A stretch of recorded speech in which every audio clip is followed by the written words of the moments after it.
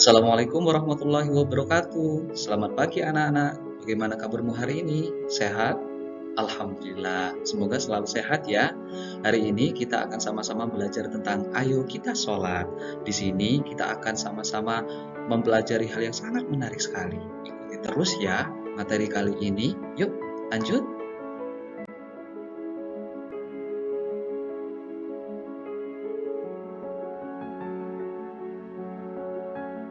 Anak-anak, setiap hari kita selalu melaksanakan sholat 5 waktu. Tapi, tahukah kamu apa arti dari sholat itu? Apa maknanya? Dan apa dampaknya jika kita melaksanakan sholat dengan baik dan benar? Oleh karena itu, mari kita sama-sama. Nah, sebelum memulai pembelajaran, kita nyanyi bersama Riko dulu yuk untuk mengenal sholat dan rokat-rokatnya. Yuk, kita sama-sama lihat videonya. Ayo teman, cepatlah bangun, lekas berwudu, dirikan sholat.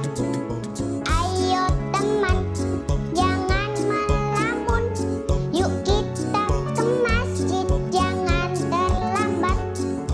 Ayo teman, cepatlah bangun, lekas berwudu, dirikan sholat. Ayo teman, jangan melamun, yuk kita ke masjid, jangan terlambat. Gimana? Lucu kan video tadi? Ternyata kita bisa belajar sholat sambil bernyanyi ya. Apalagi itu film kartun. Pasti teman-teman suka. Nah, untuk selanjutnya, yuk kita sama-sama belajar membaca surat Al-Kautsar berikut ini. Baca bareng-bareng ya. Bismillahirrahmanirrahim. Inna a'tainakal kautsar fasholli lirabbika wanhar. Inna syani'aka huwal abtar. Nah, coba anak-anak perhatikan yang ayat yang kedua. Maka dirikanlah sholat karena Tuhanmu dan berkorbanlah. Di sini kita semua diperintahkan untuk apa? Ya, benar. Diperintahkan untuk sholat dan juga berkorban. Ternyata di Al-Quran kita sudah diperintahkan untuk sholat ya. Nah, untuk selanjutnya kita akan melihat contoh penerapan surat Al-Kautsar di selanjutnya ini. Yuk, kita sama-sama melihat. Ini contoh-contoh hal-hal yang mencerminkan makna ibadah sholat dalam kehidupan sehari-hari. Nah, coba anak-anak tebak yang gambar atas itu gambar apa? Nah, yang gambar pertama yaitu ada anak yang sedang memberikan uang kepada pengemis. Jadi, melalui sholat kita juga diajarkan untuk berbagi kepada sesama. Yang sebelah kanannya, yang sampingnya anak memberi kepada pengemis itu apa? Gambar apa itu anak-anak? Ya, itu gambar anak sedang salim kepada bapak ibu. Artinya anak itu menghormati kedua orang tuanya. Di bawahnya lagi ada gambar apa itu? Kayak ada di rumah sakit ya. Nah, itu adalah gambar teman-teman menjenguk orang sakit.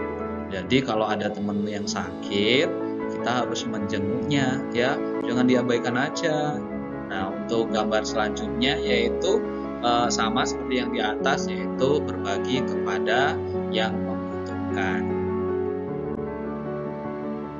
Anak-anak, setelah tadi kita belajar membaca surat Al-Kautsar, kemudian melihat nyanyi tentang sholat, nah kita akan memasuki materi inti, yaitu materi tentang apa itu makna sholat. Nah, sholat itu secara bahasa artinya doa. Artinya apa? Doa. Kalau secara istilah, sholat itu ialah ibadah yang terdiri atas perbuatan dan perkataan yang dimulai dengan takbiratul ihram dan diakhiri dengan salam. itu merupakan rangkaian ibadah ya anak-anak. Jadi ketika kita sholat itu mulainya dari takbiratul ihram, Allahu Akbar, dan ditutup dengan salam. Assalamualaikum warahmatullahi wabarakatuh. Assalamualaikum warahmatullahi wabarakatuh. Itu adalah pengertian dari sholat. Nah, sholat itu memiliki syarat wajib. Apa aja syarat wajibnya? Nah,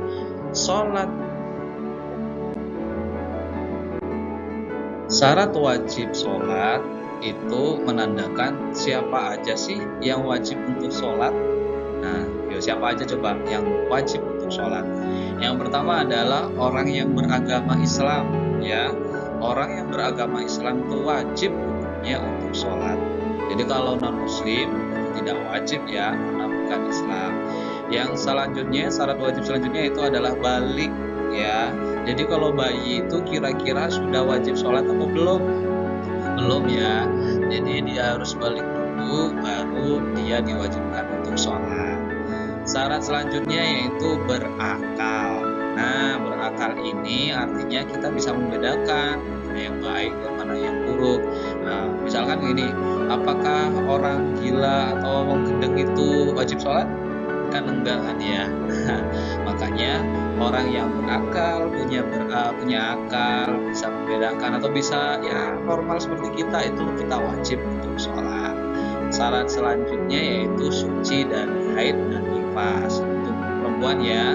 Jadi kalau misalnya perempuan sedang haid dan nifas itu dia tidak wajib sholat karena sedang halangan.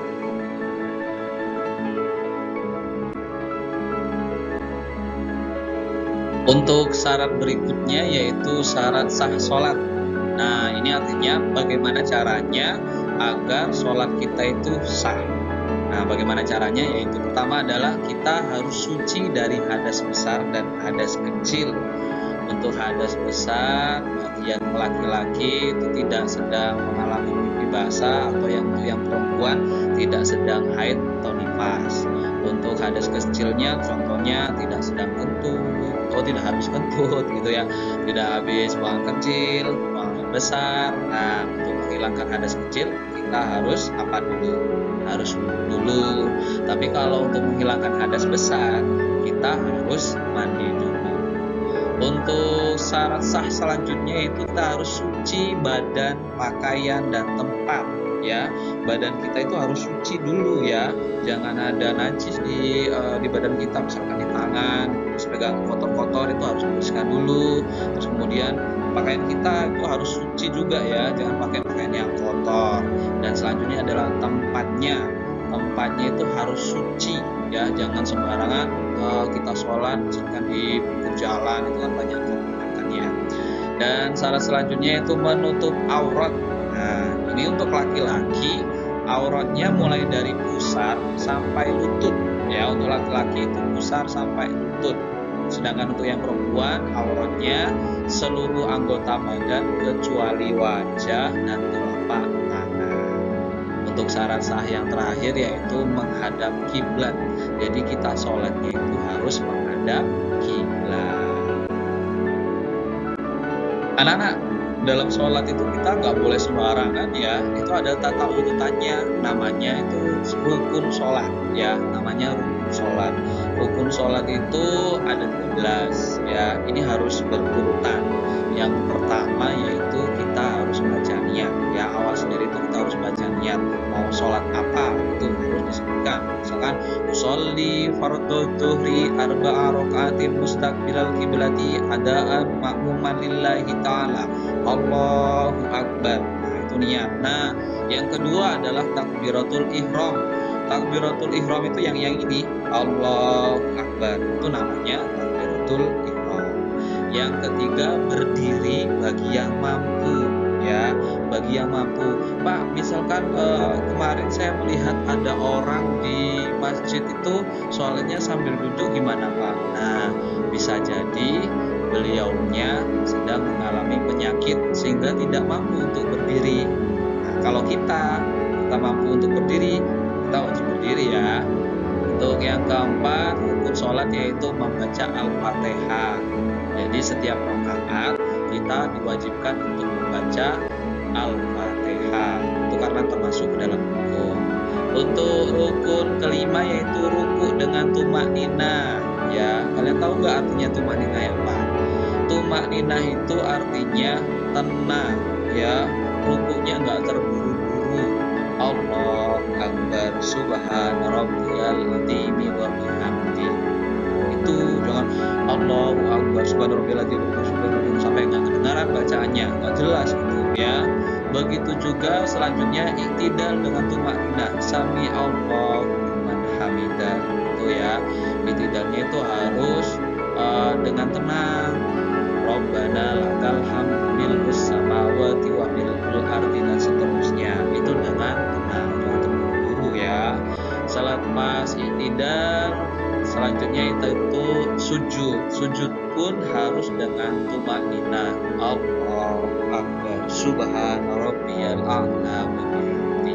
Itu ya, pelan-pelan tenang ya. Terus kemudian bangun dari sujud, kemudian melaksanakan duduk antara dua sujud sama dengan tumak nina juga ya. Dan rukun selanjutnya yang nomor 9 adalah duduk tasyahud akhir ya. Duduk tasyahud akhir itu sama dengan bentuknya duduk antara dua sujud, cuma kakinya agak dimasukkan ya. Kalau tasyahud akhir dimasukkan, kalau tasyahud awal nggak dimasukkan kakinya, kaki jempolnya yang sebelah kiri ini ya. Untuk selanjutnya rukun nomor 10 membaca tahiyat. At-tahiyatul mubarakatus salawatut thayyibah dan selanjutnya. Kemudian jangan lupa membaca sholawat Nabi. Allahumma sholli ala sayyidina Muhammad wa ala ali sayyidina Muhammad wa sholli ala sayyidina Ibrahim wa ala ali sayyidina Ibrahim sampai selesai. Dan kemudian di akhir sendiri diakhiri dengan membaca salam. Assalamualaikum warahmatullahi wabarakatuh. Assalamualaikum warahmatullahi wabarakatuh. Salam pertama noleh ke sebelah kanan, salam yang kedua noleh ke sebelah kiri. Rukun terakhir itu tertib. Tertib artinya itu semua rukun itu harus berurutan. Nggak boleh niat di akhir, kemudian salamnya di awal. Kan lucu ya. Jadi harus berurutan. Nah, ini anak-anak ada sedikit permainan untuk anak-anak bisa mainkan. Coba sama-sama kita tebak ya. Ada berapa rakaat masing-masing dari sholat ini? Yang pertama dulu, berapa rakaat ayo? Ya, coba. Jibril. Oh, meletus ya, meledak. Ternyata Duhur jumlah rakaatnya ada 4 rakaat. Kalau asar berapa coba? Ayo asar berapa? Ya, kita klik. Nah, 4 rakaat. Kalau maghrib berapa? Ayo. Kalau maghrib rakaatnya ada 3 rakaat. Kalau isya berapa rakaat anak-anak? Ada berapa? Ya, ada 4 rakaat. Selanjutnya sholat yang terakhir yaitu sholat subuh. Berapa rakaat coba sholat subuh? Ada 2 rakaat. Ya, ternyata anak-anak pintar semua ya. Tiba kita di akhir pembelajaran materi bab tentang sholat. Ini adalah rangkuman dari pembelajaran yang telah kita lalui bersama tadi. Kita rangkum bersama yaitu sholat itu artinya doa ya anak-anak. Sholat itu artinya doa. Yang kedua, sholat itu menurut istilah ibadah yang dilakukan mulai dari takbiratul ihram dan diakhiri dengan salam. Syarat wajib sholat itu Islam, balik, berakal dan suci. Sedangkan syarat sah sholat itu suci dari suci badan, pakaian dan tempatnya, kemudian menutup aurat dan menghadap kiblat. Sedangkan contoh perilaku sholat tadi yang kita pelajari tadi itu tuh tenang, tidak mudah berdekat dengan teman. Itu salah satu contoh dalam penerapan sholat dalam kehidupan sehari-hari. Terus kemudian suka membantu orang lain, patuh kepada kedua orang tua dan hormat kepada guru. Itu adalah rangkuman dari pembelajaran yang kita laksanakan dari awal sampai akhir. Dan tibalah kita di akhir pertemuan kita. Terima kasih pada anak-anak yang telah menyimak menyimak materi ini mulai dari awal sampai akhir. Semoga ilmu yang kita pelajari bersama bisa